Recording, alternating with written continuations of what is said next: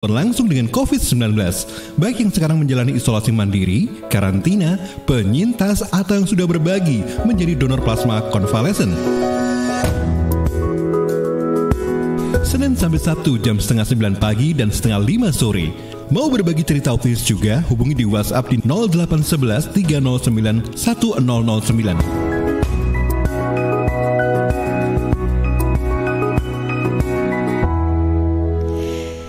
Ya, sahabat Suara Sidoarjo, di pagi hari ini kita masuk di segmen program Radio Sahabat Isoman.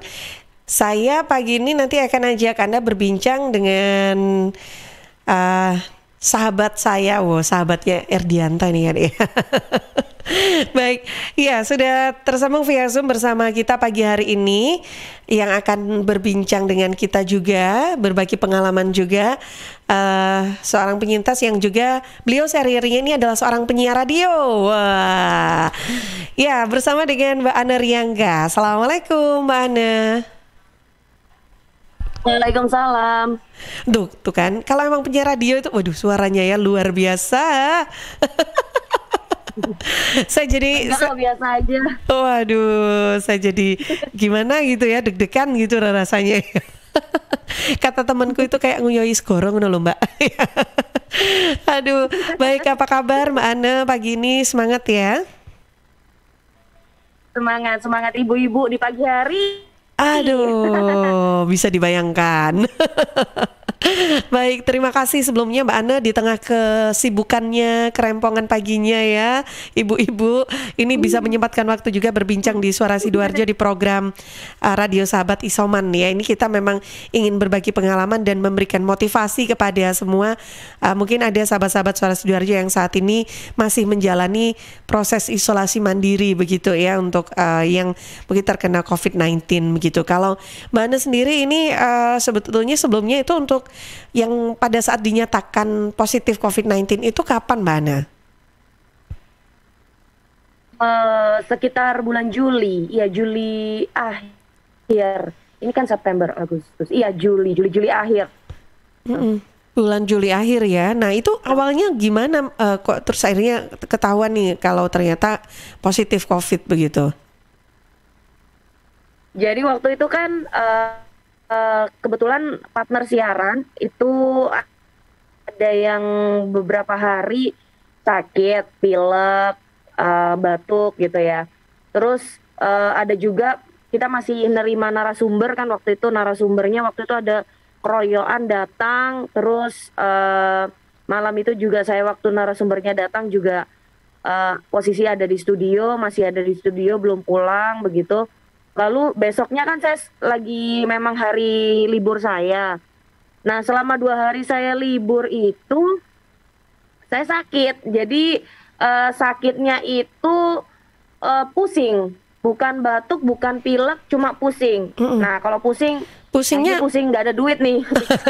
Pusingnya itu biasanya pusing yang kayak gimana tuh Mbak Ana? Apa yang kepala nyut gitu, atau pusingnya itu kayak muter gliyeng gitu loh istilahnya Mbak? Sakit gimana ya, kayak dipukul-pukul gitu, kayak ditimpa barang berat gitu. Oke. Jadi di seputaran atas kepala saya ini rasanya sakit semua, terus kening ini rasanya nyung gitu. Jadi kayak gimana ya, kayak aduh ini gimana sih, kenapa sih aku gitu kan. Dan aku langsung minum obat. Aku tuh orangnya kan nggak betah sakit. Jadi ketika aku ngerasa pilek, aku pasti akan langsung minum obat pilek. Kalau ngerasa pusing, langsung minum obat pusing. Ya obat yang dijual di pasaran itu aja sih yang aku minum gitu kan. Nah, tapi nggak demam ya, cuman sakit kepala aja ya?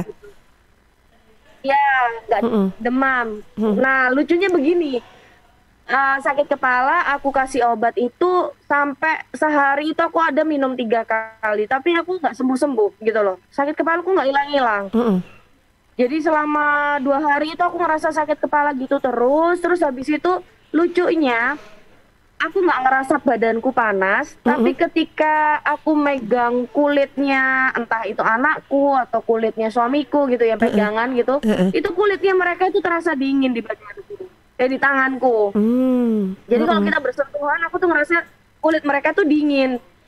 Aku sampai tak pegang-pegang sendiri badanku, aku nih kok nggak panas, tapi kok aku ngerasa megang mereka nih kok dingin gitu ya, gitu.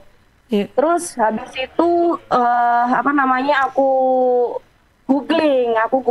Jadi aku cari sakitku itu pokoknya aku ngerasa kepalaku pusing. Oh iya sama sama apa ya waktu itu tenggorokanku apa ya tenggorokanku tuh kayak gatal gitu. Mm-mm. Iya kalau nggak salah ingat itu tenggorokanku tuh terasa gatal. Terus habis itu apa namanya aku langsung googling ciri-ciri gejala COVID. Aku kan apa ya serba kayak panik gitu kan. Jadi takut ini COVID apa sih gitu kan. Tapi kalau COVID itu kan biasanya batuk gitu kan. Terus habis itu aku cari, nah ternyata yang varian baru yang Delta itu kan justru rata-rata pasien keluh kesahnya itu bukan di batuk dan di pilek, tapi justru sakit kepala yang nomor 1. Jadi saya lihat di Google itu di hasil pencarian itu bahwa rata-rata pasien yang kena COVID yang varian Delta itu keluhan pertamanya adalah sakit kepala. Pusing. Terus yang ada 6 gejala lah, pusing, ada batuk, ada pilek, ada juga demam gitu. Nah, aku tuh ngerasa ada 2 gejala di situ yang masuk ke aku gitu kan, yaitu sakit kepala sama sakit tenggorokan gitu kan. Sakit tenggorokan memang waktu itu. Jadi bukan kayak batuk bukan, tapi kayak sakit gitu tenggorokanku. Perih kayak kering gitu kali ya. Iya, benar. Jadi kayak kerasa gimana kayak gini-gini terus gitu loh. Kayak nggak nyaman gitu aku tenggorokanku gitu loh. Nah, terus aku telepon kasihku, aku bilang aku sakit gini, terus gejala ini aku lihat di Google itu hasilnya begini, gimana aku tetap masuk kerja kah? Karena kan hari liburku sudah mau berakhir itu, sudah hari kedua aku libur. Nah, terus akhirnya disuruh disuruh swab antigen. Nah, deng hasil swab antigenku positif ternyata. Ya Allah, itu dari proses sampai swab itu berarti cuman berapa hari ya? 2 atau 3 hari ya berarti ya? Ya cuma 2 hari. Jadi 2 hari hari, pertama libur, hari kedua libur, hari kedua aku swab. Oh langsung ya hari kedua sore. ya? Iya. Karena kan berkaitan soalnya besok kan aku udah harus masuk kerja. Kalau aku nggak tahu hasilnya hari itu juga, aku nggak bisa menentukan besok ini aku masuk apa nggak kerja gitu loh. Nah, dan hasilnya ternyata terus positif. Iya positif. Oh ya Allah. Saya merasa aduh saya ini orangnya paling jarang sakit kok ya bisa masih kena aja gitu ya. Nah itu padahal pada saat tes itu kondisi juga masih ya terasa ya pusing dan tenggorokan sakit itu. Iya masih. Jadi aku dianterin waktu itu. Nah dianterin. Nah setelah tahu positif itu langsung panik dia. Nah ini nih ya mungkin karena kurangnya edukasi juga ya. Walaupun aku penyiar, aku kan sering hanya menyampaikan informasi tanpa aku merasakan ya menjadi pelakunya gitu ya. Waduh. Iya gitu. Jadi aku panik. Aduh gimana ini di rumah ini banyak orang, ada anak kecil-kecil gitu kan.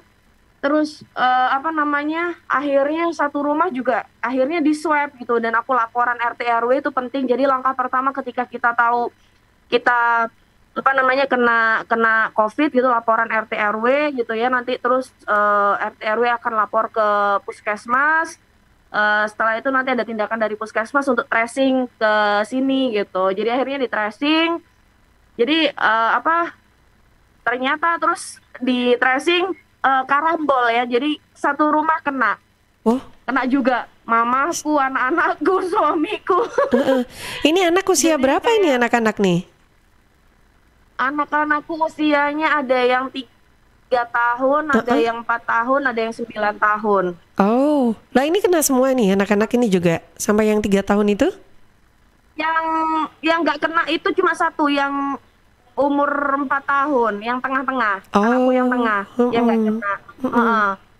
Suamiku kena, anakku yang pertama sama ketiga kena. Tapi gini lucunya tuh mereka tuh POTG gitu loh. Jadi nggak ada gejala apa-apa gitu. Jadi kayak mereka tuh nggak sakit. Tapi terus akhirnya beberapa hari isoman itu, nah itu mulai muncul anakku yang nomor 1 itu panas gitu ya, panas. terus kita antisipasi dengan obat-obat apa itu penurun panas kayak paracetamol gitu. Pokoknya di rumah udah langsung beli obat-obatan gitu deh pokoknya. Nah, terus pokoknya beli sembarang kalir buat seorang cowok itu ya. Sembarang kalir yang dibutuhkan. Jadi beli oximeter, beli apa namanya? Semprotan itu, disinfektan. Terus ternyata dari RW juga dikirimin apa tuh yang kayak alat fogging tapi ternyata itu isinya disinfektan gitu. Disemprotin rumahnya. Terus habis itu tempat tidur aku sendiri. Apa ya, pokoknya serba sendiri semua, apa alat makan, alat minumnya sendiri semua gitu. Terus obat-obatan lengkap, ada vitamin, semuanya pokoknya kalau sudah ada yang kena ini lagi juga ya. Jadi kalau sakit COVID jangan panik gitu ya, jangan panik. Jadi maksudnya sebenarnya jangan panik. Jadi ketika akhirnya selama kurang lebih 14 hari isoman itu aku mempelajari bahwa ternyata COVID itu pokoknya kalau kerasa gejalanya apa nih? Pusing, ya udah kasih obat pusingnya itu terus-terusan. Terus ditambah apa lagi ya yang makin? Pokoknya aku dapat daftar obat-obatan itu. Jadi dari puskesmas kebetulan obat-obatannya kan lama gitu ya. Tapi kebetulan berdasarkan rekomendasi teman-teman aku yang dari pemberitaan itu kan dapat daftar obat dari Rumah Sakit Dr. Sutomo Surabaya gitu kan. Mereka punya narasumber dari Dr. Sutomo itu. Nah itu ditanyain obatnya apa aja. Nah itu yang aku beli, ada vitaminnya, ada apa aja ya, ada paracetamol itu ada gitu, ada apa lagi ya, banyak. Aku lupa nama-namanya. Jadi benar-benar apa ya, nama-namanya kan nama-nama kedokteran ilmiah banget. Jadi ada berapa macam obat itu. Termasuk terus aku habis itu mual-mual juga. Jadi sempat mual-mual. Jadi nggak doyan makan. Seorang Ane yang biasanya suka kulineran, akhirnya kayak makanan itu masuk itu kayak orang, kayak aku ingat kayak zaman aku hamil dulu. Jadi ketika apa makan kayak munek-munek gitu, kayak mual gitu. Dan itu ini nggak sempat anosmia juga nggak? Lemes? Sempat anosmia nggak, kehilangan penciuman dan perasa gitu? Enggak, aku nggak ngalamin itu. Jadi aku indera perasaku seperti penciuman, lidahku masih bisa berfungsi dengan baik. Tapi mual gitu ya? Mual aja mual. Atau sampai muntah juga? Atau cuman mual aja? Mual kayak pengen muntah tapi nggak bisa. Kalau dimuntahin juga nggak ada yang bisa dikeluarin apa gitu, nggak keluar gitu.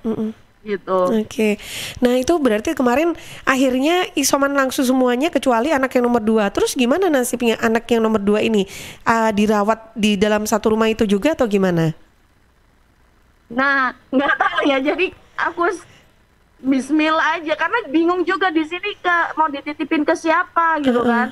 Kalau mau dititipin ke mertua aku yang di Surabaya, aku takutnya nanti apa ya, anakku bawa juga walaupun dia jadi carrier gitu ya. Gitu, Terus akhirnya ya sudah di rumah sini dengan bismillahirrahmanirrahim, nggak kenapa-kenapa gitu. Ya ternyata anakku yang nomor 2 itu menter. Adik-adikku nggak kena sih. 2 itu nggak kena. Di sini kan juga ada adikku juga. Adikku yang 2 itu nggak kena. Terus tapi beberapa hari kemudian setelah aku sudah mereda, mereka yang sakit. Mereka sakit tapi apa namanya nggak swab sih, terus pokoknya diobatin ternyata ya sembuh juga akhirnya. Ini yang sempat panas. Aku yang agak lama sembuhnya. Suhu tubuh yang sempat panas itu sampai berapa ya, untuk sampai berapa derajat gitu? Yang anakku yang pertama itu sampai kurang lebih 39 itu. 39 ya, itu baru usia berapa itu, mana yang nomor 1? Yang usia 9 tahun. 9 tahun ya. Oke. Terus kalau suami dan mamanya sempat panas juga gitu nggak? Nah kalau suamiku itu nggak ada apa-apa, dia kayak nggak sakit gitu loh. OTG banget dia itu. Jadi nggak dia malah gini, ini hasilnya ngawur ini katanya. Jadi dibuat-buat ini. Gitu. Nggak percaya. Kenapa? Dia tuh ngerasa nggak percaya. Saya percaya ya. Orang sehat nggak kenapa-kenapa, aku hasilnya positif gitu kali ya. Terus iya dia bingung di bagian itunya. Terus kalau mama gimana? Nah, kalau mama itu karena gini, kebetulan memang kan di saat kami kena COVID itu kan ternyata di luaran di lingkungan kami, lingkungan orang-orang terdekat kami itu juga ada yang kena COVID gitu. Ada yang sampai masuk dirawat inap di salah satu rumah sakit di Surabaya. Nah, itu tuh ceritanya jadi kayak trauma mamaku. Jadi dengar berita-berita gitu, mamaku tuh akhirnya tidak mau terlalu jujur sama aku bahwa ternyata dia anosmia, tapi dia diem nggak cerita kalau dia itu anosmia. Dia ngerasa dibikin sehat aja gitu. Pokoknya di depan aku dibikin sehat aja gitu karena takut nanti dirawat di rumah sakit karena sudah terpatri di pikirannya bahwa kalau dirawat di rumah sakit itu akan dimatikan. Bahasanya apa ya? Oke, jadi ditiadakan. anti rumah sakit lah ya. Nah itu dia. Oke, nah Jadi terus mamaku gimana? takut. Terus akhirnya ya sudah berobat aja gitu, minum obat-obatan yang ada aja terus gitu. Terus akhirnya sama dipaksain tubuhnya itu gerak, jemur gitu Jadi ya. nggak mau ngeruk di kamar gitu enggak. Oke. Terus kalau yang anak yang paling kecil ini kan masih 3 tahun ya umurnya ya. Gimana Ya, terus kena COVID tuh Ana? Mana? Ya biasa aja sih dia, ya layaknya anak-anak. Tapi sempat ya panasnya tuh nggak setiap hari panas gitu, nggak. Oh, naik turun Ada gitu kalanya ya. panas gitu. Jadi iya gitu, ada kalanya panas terus diobatin sembuh gitu. Nanti panas lagi diobatin sembuh gitu. Sampai akhirnya benar-benar stabil, nggak panas-panas lagi gitu. Oke. Tapi nggak ada yang sampai sesak gitu ya? Sesak gitu nggak ya? Alhamdulillahnya nggak, iya. Mamaku sebenarnya, tapi dia nggak cerita. Mamaku sebenarnya katanya ngerasa ada sesek-seseknya juga, tapi nggak cerita. Oke. Jadi Tapi akhirnya bisa. Dia paksain gitu, badannya jemur gitu, setiap hari dia gerak, cari keringat gitu kan. Obat-obatannya tetap rutin diminum gitu. Oke. Dan apalagi ditambah lagi dengan dia punya keyakinan bahwa imunnya tinggi, karena dulu waktu ke Singapura, dokter yang di Singapura tuh bilang bahwa imun ibu itu tinggi, jadi ibu jangan sembarang-sembarang mau dikasih yang semacam antibodi atau apa ya Pak, pokoknya jangan sembarang-sembarang minum ini ya, obat-obatan yang kayak antibiotik, antibodi yang apa-apapun itu jangan, karena ibu itu imunnya sudah tinggi, jadi malah nanti over gitu ya. Dari dokternya seperti itu. Iya, akhirnya dia ngerasa superwoman. Wow, jadi memang spirit atau semangat, keyakinan, pemikiran positif itu dibutuhkan ya sebetulnya ya. Iya, benar. Oke. Mbak Ani, ini tidak terasa sudah di akhir perbincangan kita.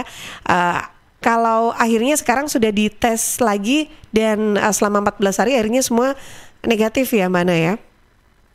Berapa kali swab? Akhirnya ini PCR. Oh, PCR ya? Ya PCR langsung, yang PCR sekali itu udah negatif. Oke. Dan iya, aku lupa. Aku sama minum ini loh, obat dari salah satu temanku. Itu obat herbal. Itu yang aku langsung sembuh itu minum itu. Percaya nggak percaya juga sih ya. Jadi ada obat herbal selain itu dikonsumsi barengan dengan konsumsi obat-obatan yang tadi diberikan oleh dokter itu ya? Iya, tapi nggak langsung. Jadi aku kasih jeda. Tapi katanya sih nggak apa-apa. Itu nggak masalah, itu karena herbal, mau minum langsung sama obatnya nggak apa-apa katanya gitu. Tapi aku jeda. Jadi ikhtiarnya juga tetap semua dilakukan gitu loh ya akhirnya ya, meskipun awalnya sempat panik begitu ya Mbak Ana ya. Tapi alhamdulillah sekarang sudah negatif, semuanya juga sudah sembuh ya, sehat ya. Mudah-mudahan selalu dilindungi Allah Subhanahu wa taala, sehat selalu ya Mbak Ana dan keluarga. Amin, sehat juga buat banyak. Iya, baik. Terima kasih Mbak Ana ya. Sampai jumpa lagi. Salam untuk keluarga di rumah. Assalamualaikum. Waalaikumsalam.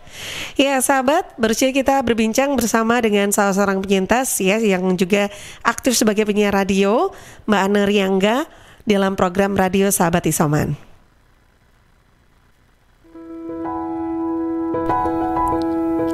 Radio Sahabat Isoman, Senin sampai Sabtu, setengah 9 pagi dan setengah 5 sore. Hanya di Suara Sidoarjo.